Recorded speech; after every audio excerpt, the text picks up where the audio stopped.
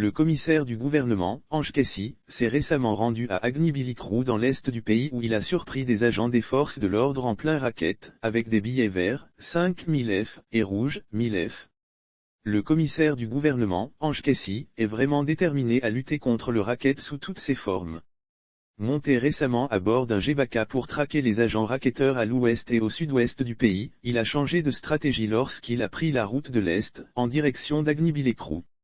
Sur son trajet, il a pu observer le comportement des forces de l'ordre d'Azaïlié à Agnibillik-Rou en passant par Sankadiokro, Zamaka, Vinzenou etc. Je ne suis pas descendu durant le trajet sinon ma présence aurait été signalée à tous, explique-t-il. Ange Kaissi accompagné de 2 agents de l'unité de lutte contre le racket flanqué pour la circonstance de 2 agents de l'unité de lutte contre le racket, ULPR, le sergent-chef de police DK et le MDL-chef KR, il a remarqué une patrouille de gendarmes entre le péage de Thomasset et le carrefour d'Ashboville. En ces lieux, je voyais descendre les apprentis de 3 gros camions qui se dirigeaient vers le motard, en courant. Le motard ouvrait et refermait leurs pièces et l'apprenti repartait en toute vitesse. Cette vision théâtrale m'a totalement sidéré. On peut faire ça? S'interroge-t-il, avant de recommander aux agents anti-racket de filmer la scène depuis la voiture. Grâce aux agents anti-racket, ces motards ont pu être identifiés et seront convoqués la semaine prochaine pour s'expliquer pourquoi au lieu d'aller vers le véhicule, ce sont les apprentis qui descendent vers eux. Ils ont violé une consigne. Même action, même réaction au corridor de Yakassé, à une 50aine de kilomètres d'Adzopé, un agent anti-racket a pu observer un des motards prendre un billet de 1000 francs CFA, billet rouge, note de la rédaction, souligne le procureur militaire.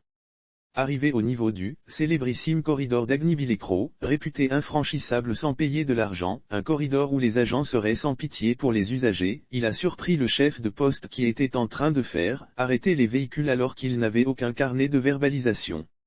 Il a été convoqué au tribunal pour s'expliquer, précise Ange Kaissi. De retour sur Abidjan, il a mis le cap sur la route de Daoukro où des cas de racket sont souvent signalés. J'ai été stupéfait d'observer un motard seul assis sur un banc. Il ne pleuvait pas mais portait un imperméable dont je comprendrai plus tard que c'était pour cacher son nom. C'est une violation de consigne lorsqu'un agent retire son badge où est inscrit son nom ou le cache intentionnellement, il risque 2 ans ferme de prison pour ça, souligne-t-il. Les éléments de l'ULCR auraient dû le laisser empocher les billets verts et rouges avant d'intervenir, il expliquait qu'assis dans la voiture, ils ont remarqué 2 apprentis se diriger vers le gendarme et lui remettre les pièces. Au moment où le gendarme ouvre les pièces, les 2 agents de l'ULCR l'interpellent. Dans une des pièces se trouve un billet de 1000 francs FCA, dans l'autre un billet de 5000 francs CFA. Les pièces des 2 véhicules sont confisquées par les procéduriers de l'ULCR. Le motard identifié comme étant l'adjudant-chef KR de la brigade routière de Yamoussoukro est convoqué devant le TMA pour s'expliquer. Pourquoi cachait-il son nom et pourquoi était-il seul en patrouille dans un rayon de plus de 100 km de son ressort territorial, s'interroge Ange Kaissi. Lire aussi lutte contre le racket, Ange Kaissi monte à bord d'un Gbaka et surprend 2 gendarmes, leur sort scellé, les éléments de l'ULCR auraient dû le laisser empocher les billets verts et rouges avant d'intervenir. Parce que là, il sera difficile pour le parquet de convaincre le tribunal qu'il s'agit d'un cas de racket, puisqu'il n'avait pas perçu l'argent.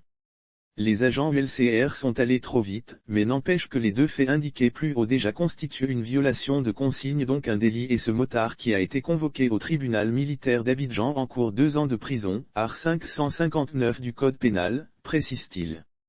Le Nord et les régions environnantes recevront les prochaines visites du contre-amiral.